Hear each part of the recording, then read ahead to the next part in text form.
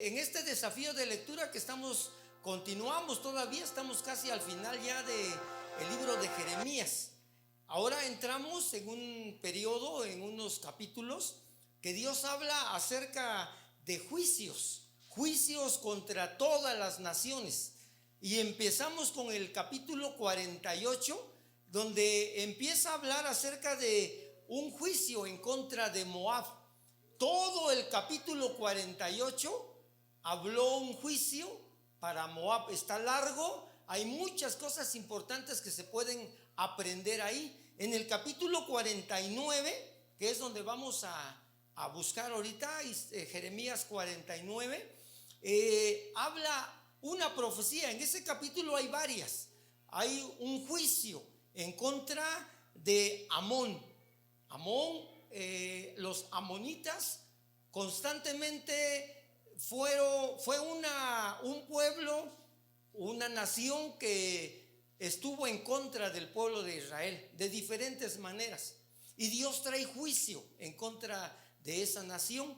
Pero me llamó mucho la atención, Dios me habló, y al final de estos 6 versículos nada más que vamos a leer, hay una promesa muy grande.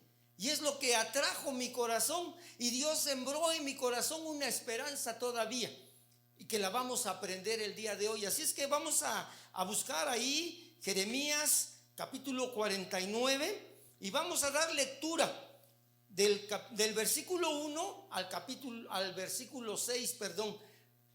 Agarre su Biblia. Ya dijimos en una ocasión, la Biblia escrita debemos traerla a la iglesia, ¿verdad? Tenemos que darle la importancia que la Biblia tiene. Entonces, vamos a ponernos de pie, vamos a leerlo todos juntos. Son 6 versículos, muy corta la lectura, pero ahí nos vamos a abrir el panorama. Los que ya contestaron ese cuestionario, pues ya rápidamente su mente se ubicaron en este episodio de la palabra de Dios. Y dice de la siguiente manera: acerca de los hijos de Amón, así ha dicho Jehová: ¿no tiene hijos Israel? ¿No tiene herederos? ¿Por qué Milcom ha desposeído a Gad y su pueblo se ha establecido en sus ciudades? Por tanto, viene días, ha dicho Jehová, en que por oír clamor de guerra en Rabá de los hijos de Amón, y será convertida en un montón de ruinas, y sus ciudades serán puestas al fuego, e Israel tomará por heredad a los que lo tomaron a ellos, ha dicho Jehová. Lamenta, oh Hesbón, porque destruida es Jai. Clama, hija de Rabá, vestido de cilicio, hendad y rodead los vallados, porque Milcom fue llevado en cautiverio, sus sacerdotes y sus príncipes juntamente. ¿Por qué te glorías de los valles? Tus valles se deshizo, oh hija contumaz, la que confía en sus tesoros, la que dice: ¿quién vendrá contra mí? He aquí, yo traigo sobre ti espanto, dice el Señor Jehová de los ejércitos, de todos tus alrededores, y seréis lanzados cada uno derecho hacia adelante, y no habrá quien recoja a los fugitivos. Y después de esto, haré volver a los cautivos de los hijos de Amón, dice Jehová. Bueno, gracias, hermanos, pueden tomar asiento. Es una corta historia acerca de esta nación de Amón, y empieza el capítulo 1 diciendo acerca de los hijos de Amón, acerca de los hijos de Amón. Ellos vivían en un área que estaba al este del río Jordán, pero estaban al norte de los moabitas. Ahí se habían posesionado estos amonitas en tierras esa tierra estaba incluida en lo que hoy es el territorio de Jordania. Y los de Amón estaban a menudo en conflictos constantes contra el pueblo de Israel en diferentes ocasiones. En la palabra de Dios descubrimos varias veces mencionar a los amonitas en contra del pueblo de Israel, y ellos siempre quisieron destruir, desaparecer al pueblo de Israel. Buscaron la manera de tomar posesión del territorio que ellos tenían. Y solamente voy a mencionar dos partes donde está hablando de los amonitas en contra del pueblo de Israel, en contra de Judá. Y los amonitas estaban durante el reinado de Joacim, se unieron para en una invasión en contra de Judá. Esto está en Segunda de Reyes 24. Ese desafío ya lo pasamos hace mucho tiempo, y nos recordamos que en una ocasión el rey Joacim, rey de Judá, fue sometido por Nabucodonosor durante 3 años. Al término de esos 3 años se levantó y Joacim se rebeló contra el rey de Babilonia. Pero entonces el Señor mandó en contra de ellos a unas bandas armadas, unos hombres que vinieron, que se juntaron y vinieron para querer destruir la ciudad o la nación de Judá. Y esa estaba integrada por babilonios, por arameos, maobitas y los amonitas. Se juntaron bandas y vinieron a pelear en contra de Judá. La idea que ellos tenían era destruir la ciudad de Judá. Y en otra ocasión ya dentro del libro de Jeremías, vemos cuando ya queda un remanente del pueblo de Judá y de Israel, de los que ya habían sido llevados en cautiverio a Babilonia. Y ahí en el versículo 13 de Jeremías 40 dice de la siguiente manera: y Johanán, hijo de Carea, y todos los príncipes de la gente de guerra que estaban en el campo vinieron a Gedalías en Mizpa y le dijeron: ¿no sabes que Balís, rey de los hijos de Amón, ha enviado a Ismael, hijo de Natanías, para matarte? Hubo un hombre, un rey de los hijos de los amonitas, que quería matar a Gedalías. ¿Quién se acuerda quién era Gedalías? ¿Quién fue Gedalías? En Jeremías 40. Gedalías fue un hombre que Babilonia, Nabucodonosor, lo puso como gobernador de Judá, del remanente que había quedado de la deportación a Babilonia. Y entonces estos hombres se levantaron de andar en el campo y vinieron a presentarse con Gedalías. Y ahí uno de ellos les dice: ¿no sabías que Balís, el rey de los hijos de los amonitas, ha enviado a Natán para matarte?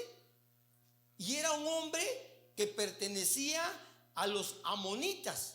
¿Y qué pasó ahí? ¿Lo mató o no lo mató? Lo mató, cumplió. Gedalías no hizo caso. No es cierto, dijo. Pero llegó el tiempo en que este hombre Ismael llegó al palacio, entró y lo mató.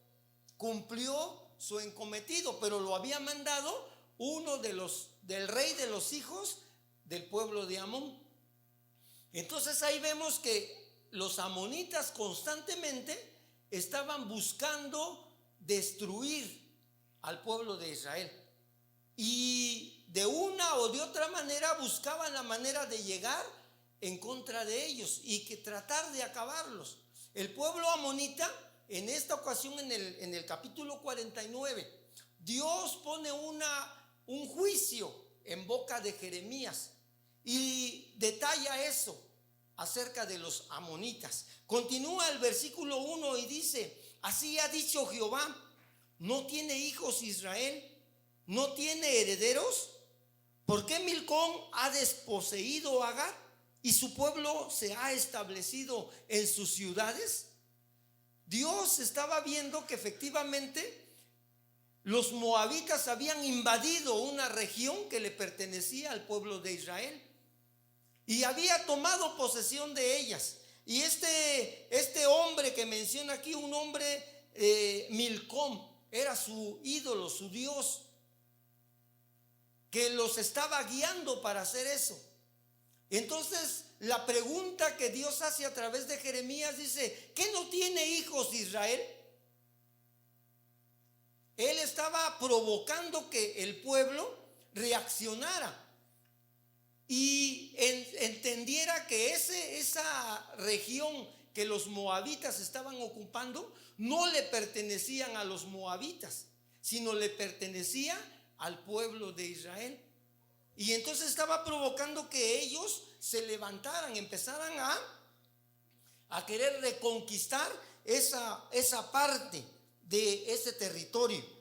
Jeremías habla y está diciéndole al pueblo que debe recuperar ese territorio. Dice este versículo: no tiene herederos, no tiene hijos Israel.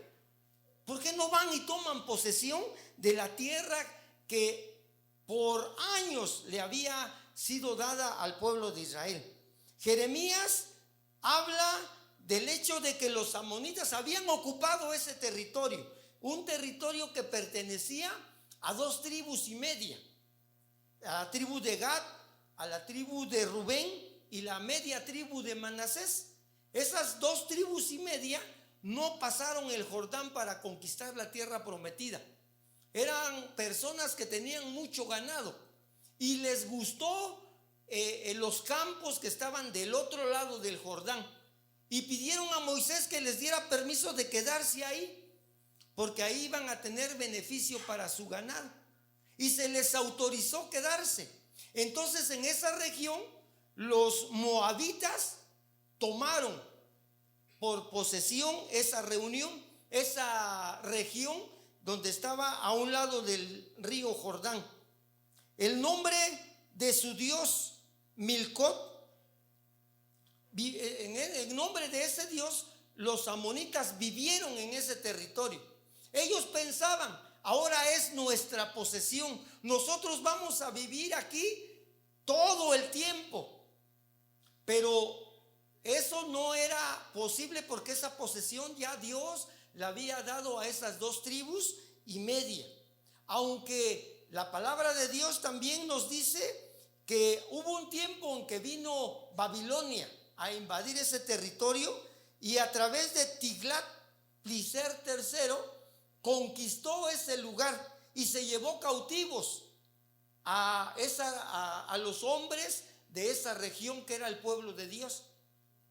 Y aunque el pueblo fue llevado, eso no quería decir que la región le seguía perteneciendo a los hijos del Señor, sino que Dios por estatuto había dado esa región a un lado del Jordán para que perteneciera a los hijos del Señor.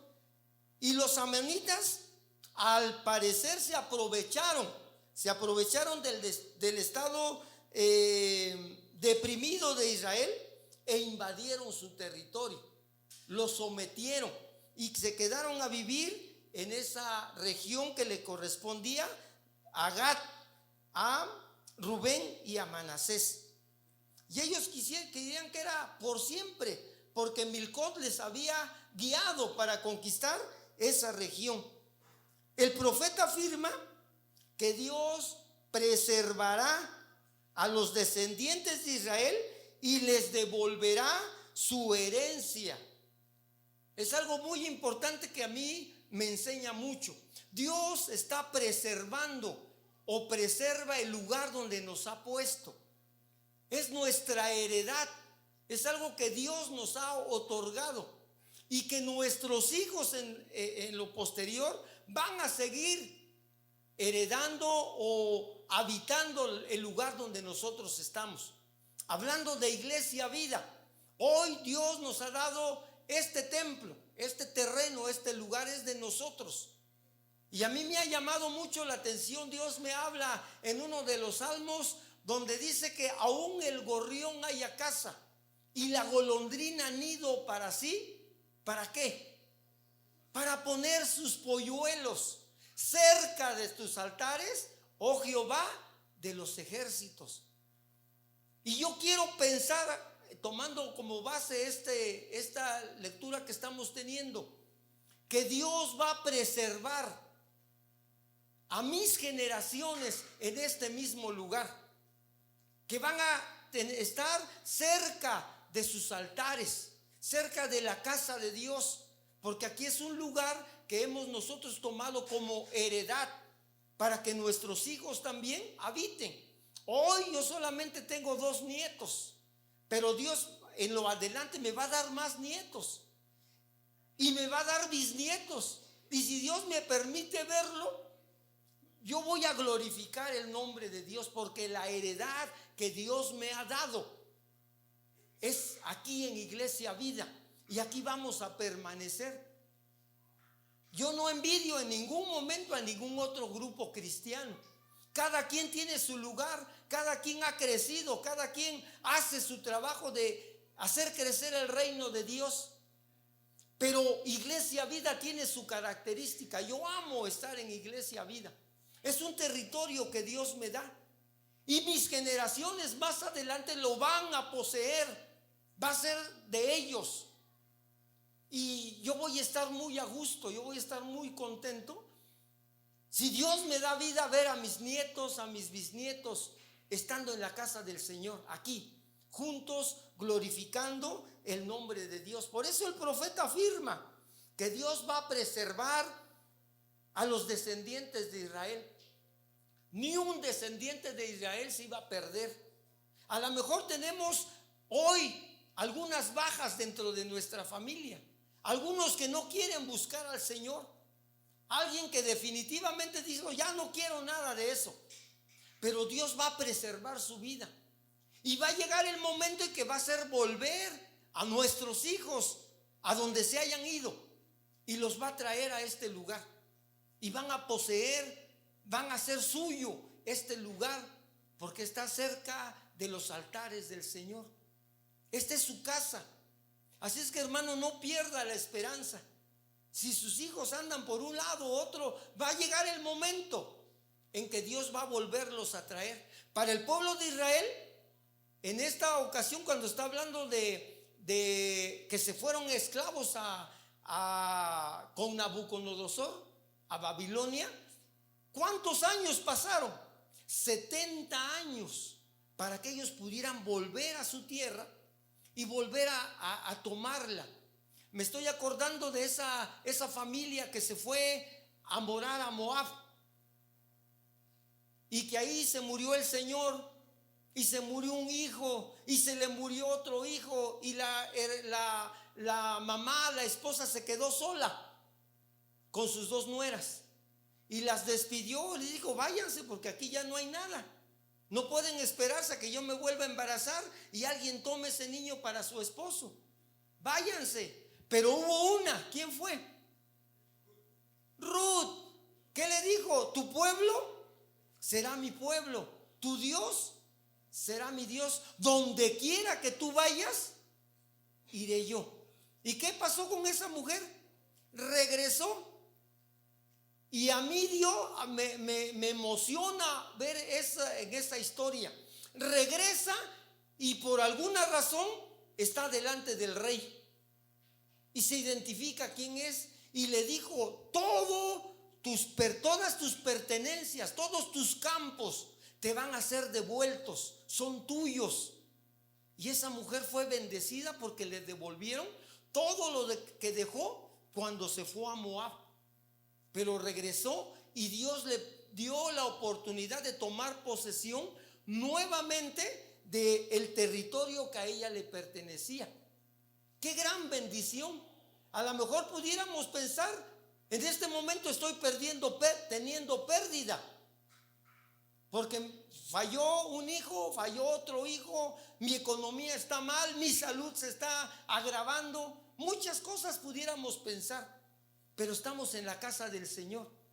Seguimos habitando en el territorio que Dios nos ha dado como herencia. Y nuestros hijos y los hijos de nuestros hijos pueden continuar en este lugar. Así es que, hermanos, hay una esperanza para todos, ¿verdad? Podríamos decir que hoy en día está ocurriendo algo maravilloso, parecido, porque el pueblo de Israel fue llevado en cautiverio. Sus ciudades fueron tomadas por otra nación que fueron los amonitas. Hoy en día, mucho pueblo de Dios, muchos hijos de Dios no han querido tomar posesión de la tierra que Dios les dio. No han querido entrar en un compromiso con el Señor. Hoy mucha gente no quiere tener ese compromiso de lealtad a la casa del Señor.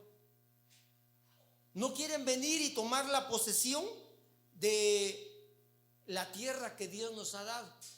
Y nosotros como cristianos tenemos una bendición muy grande, tenemos una herencia muy grande, una herencia de paz, una herencia de poder, una herencia de amor en Cristo Jesús. Dios nos ha dado esa herencia, una heredad que nosotros debemos tener todo el poder. El canto que cantamos dice: el mismo poder Él nos dio, el mismo poder que Jesús tiene, es el mismo poder que Él nos ha dado. Y lo único que tenemos que hacer es venir y tomar por posesión la heredad, la herencia que Dios nos ha dado. ¿Cómo la vamos a tomar? Buscando a Dios, acercándonos a Él, teniendo comunión continua con Dios, leyendo su palabra, sirviéndole al Señor. Somos parte de, ¿verdad? Entonces es algo muy importante.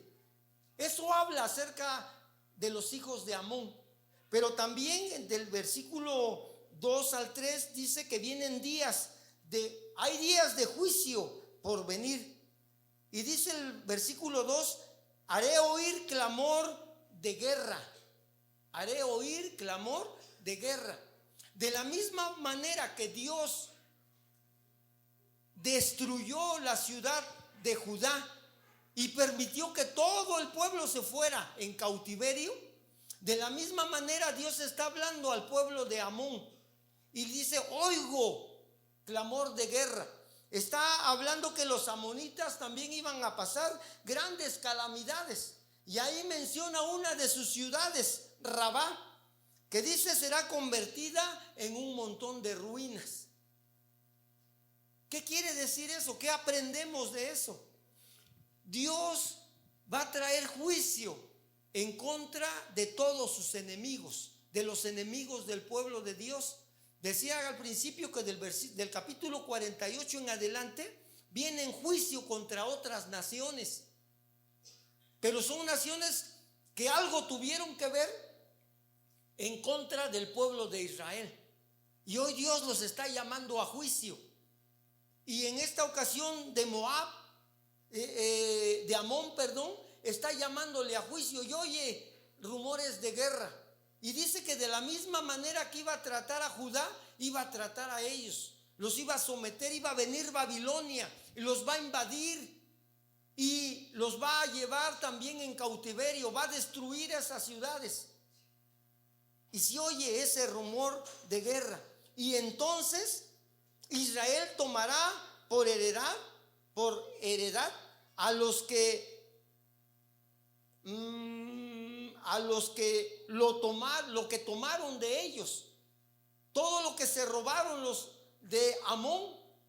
Ellos iban a volver a venir y tomarlos en posesión, iban a volver a recuperar lo que les pertenecía. ¿Se acuerdan de la historia de la mujer que perdió una moneda?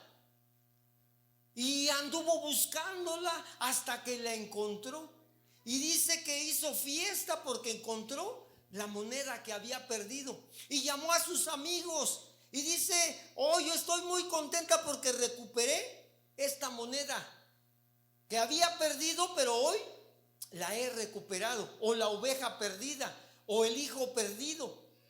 Hay grande alegría cuando se recupera algo. Entonces el pueblo de Israel estaba contento porque estaba recuperando el territorio que a ellos les correspondía.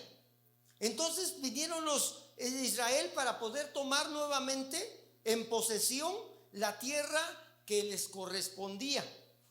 A un lado del río Jordán se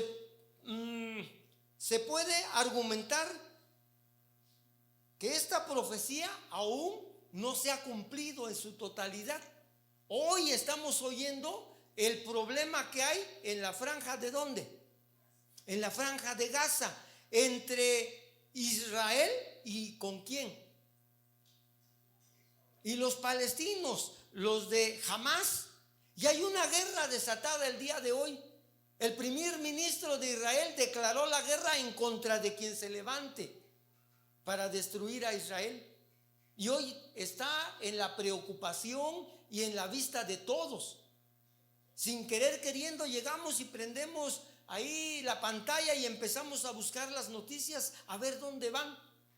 Hay un video que está en YouTube de un pastor, ay, se me olvidó el nombre, que hace una entrevista a un cristiano también de Israel y le está preguntando cómo está la situación real en Israel. Y ahí le empieza a platicar cómo diariamente hay muertos, hay destrucción, no hay víveres. Y usted lo puede ver en la televisión, no entra a franja de Gaza un vehículo cargado de víveres para ese pueblo si no es inspeccionado, si no está autorizado. Hay una guerra muy grande entre el pueblo de Israel y el mundo árabe, porque no les permiten no quieren permitir que tomen en paz el territorio que a ellos les corresponde.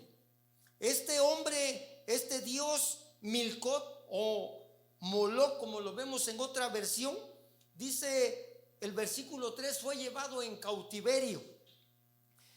Cuando Babilonia vino a conquistar el área que los amonitas tenían, no solamente se llevó a la gente, sino también se llevó a su deidad, se llevó a su Dios en cautiverio. Se lo llevaron. ¿Y qué pudo hacer Moloc en contra de eso? No pudo hacer nada. Se fue juntamente con sus sacerdotes, con sus príncipes al cautiverio. Moloc no pudo hacer absolutamente nada, sino que fue llevado también en cautiverio. En el versículo 4 al 6, ya voy un poquito más rápido porque ya se me terminó el tiempo. Hay un cautiverio venidero, pero también una promesa de misericordia. Los últimos versículos que hemos leído nos hablan acerca de eso. Me voy a ir al versículo 6. El versículo 6 dice: y después de esto haré volver a los cautivos de los hijos de Amón, dice Jehová. Dios estaba mandando un juicio contra esta nación y permitió que hubiera toda esa destrucción y que fueran llevados en cautiverio. No era cosa fácil, ni cosa de risa, ni algo simple. Es algo difícil cuando alguien es llevado en cautiverio. Nomás imagínense que a alguien llegara de nuestra familia la policía y lo detienen y se lo llevan a la cárcel. ¿Cómo íbamos a estar el resto de la familia? ¿Tranquilos? ¿No? ¿Íbamos a seguir haciendo lo mismo?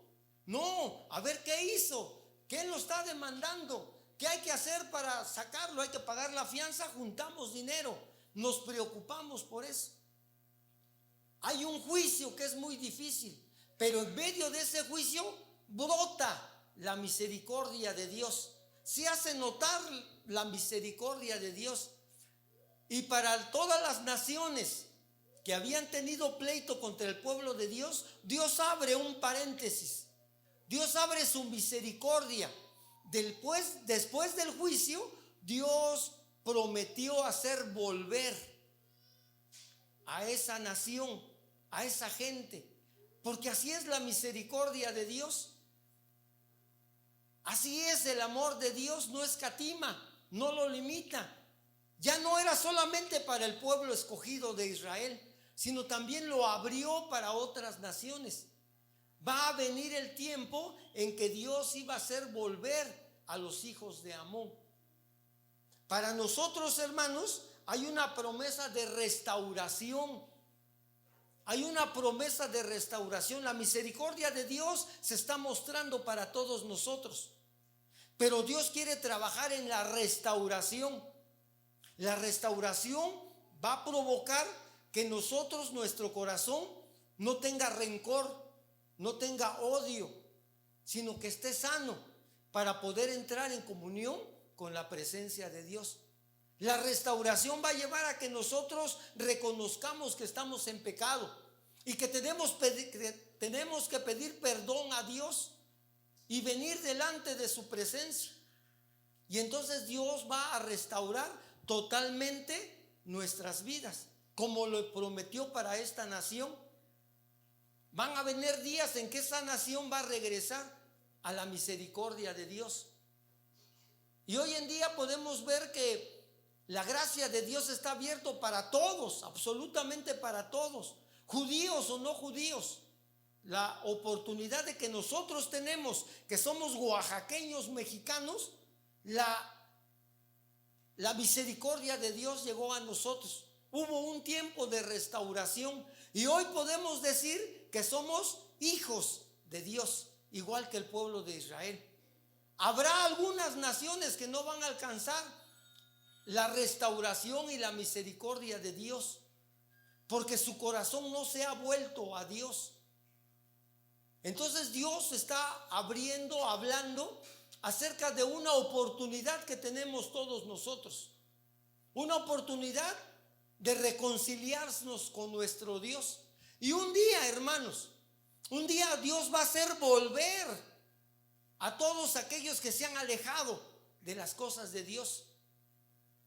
Un día Dios va a hacer volver a muchos de nuestra familia que se han ido, que no quieren nada con las cosas de Dios. Dios los va a hacer volver en un tiempo de misericordia.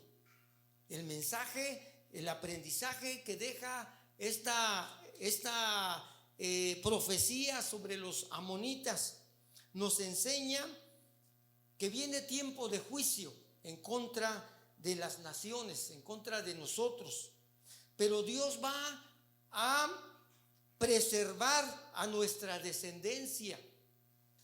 Estemos pasando lo que estemos pasando, Dios va a preservar a nuestra descendencia. Pero también Dios va a devolver la heredad que Él nos ha dado. A mí me dio una heredad muy grande, a usted también. Nos dio la salvación. Es una heredad muy grande que debemos apreciar, guardar y conservar. Esa heredad la vamos a poder transmitir a nuestros hijos. Y van a tener esa heredad bien de parte de Dios. Y esa heredad se puede decir que es la salvación, el bienestar personal, la salud, la economía, las cosas materiales, nuestra familia. Hay muchas cosas en que Dios va a empezar a mostrar su bendición en cada uno de nosotros. Entonces, hermanos, tenemos una esperanza en Cristo Jesús. Si usted tiene un problema de ese tipo, póngalo en las manos de Dios. Provoque que los ojos de Dios estén puestos sobre esa situación y vamos a ver grandes milagros, grandes hechos en cada una de nuestras vidas. Gracias, hermanos. Dios les bendiga.